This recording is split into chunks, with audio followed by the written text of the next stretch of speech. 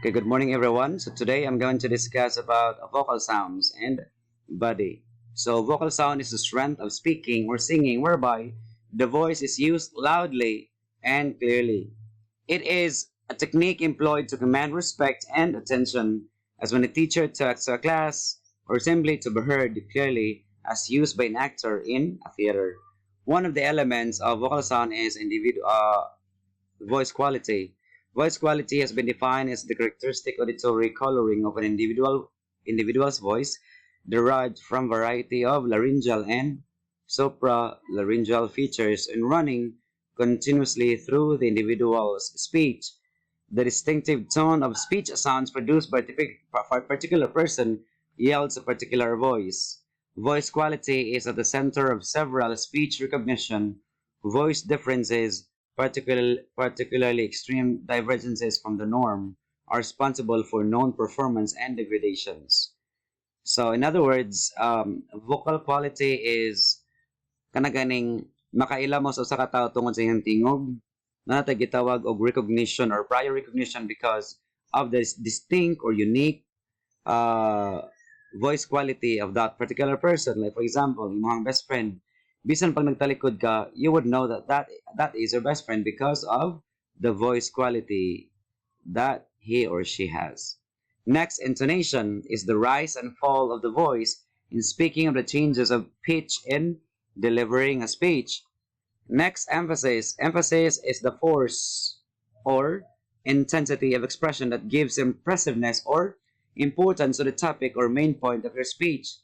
Imong emphasize og tarong ano bang imong ikuan nga naipud sa para masabtan sa imong mga kauban or imong mga listeners. Next, clarity is often considered when we think about content, structuring our thoughts in a logical sequence and choosing the right words. You need to be clear on how you're going and what you're going to say. Pause is a master technique, and if you do it right, nobody is conscious of your pauses, but your ideas are communicated more persuasively. If you do it wrong, your credibility is weakened and your audience struggles to comprehend your message. Pauses allow you to punctuate your spoken words, giving your listeners clues as to when one phrase, one sentence, or one paragraph ends and the next begins. Next, speech pace is the rate of speech that should be slow enough for the oral output to be comprehensible to the listener and swift enough to sustain interest. In short, unless the rate of speech is proper, these goals cannot be accomplished. A simple technique for adjusting the rate of speech to the comprehension pace of the listener is to count the number of words spoken per minute. So speech pace kanang imong kapaspason, kung hinay ra ba or paspas ba. Slow enough for the oral output to be comprehensible to the listener, meaning hisakto lang ang kahinay nga masabtan sa mga naminaw. O paspas, sakto ra pud ka paspason para masustain ang interest sa imuhang listeners. Marabag kani, like for example, if you're going to deliver a speech, dili siya pwede paspason at all times. Sometimes you need to slow down to give your point. Okay. Next, body projection. So this is one of the most important elements that you need to consider when you deliver a speech or when you communicate to someone. Do you know that audiences judge you based on what you show them? Consider that the most important visual you can show an audience is yourself, just like when a teacher is in front of the students or the learners, because the body projection of the teacher is very important in the teaching learning process. Add the fact that your voice produces physically.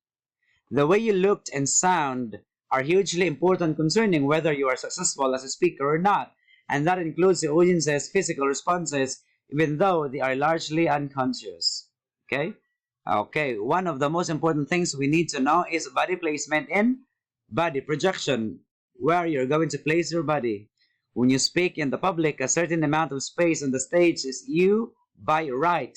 You should claim it. Learn how to occupy space in a way that proclaims you're comfortable in the spotlight.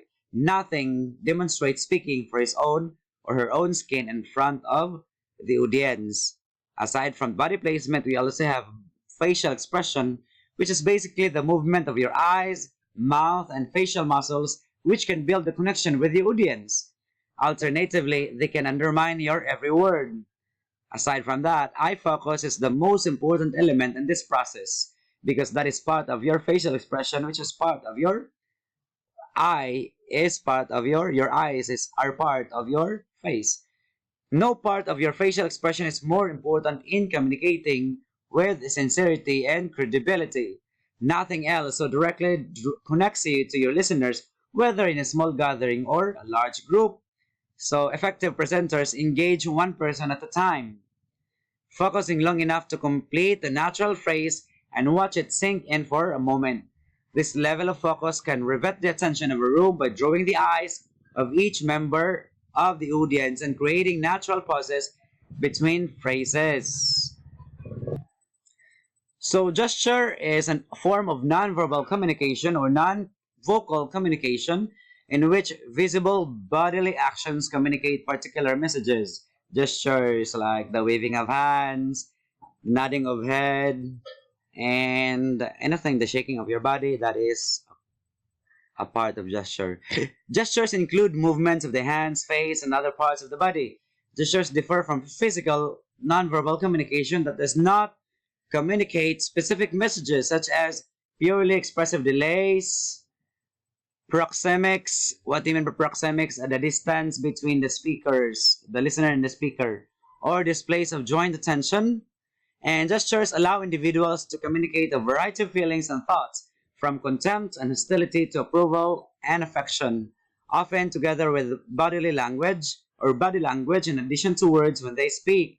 What do you mean by contempt? Contempt means kana ganing malain ka sa katao, mura og indifferent, and hostility meaning hostile is being so aggressive, isog, no? So gesticulation and speech work independently for each other but join to provide emphasis and meaning.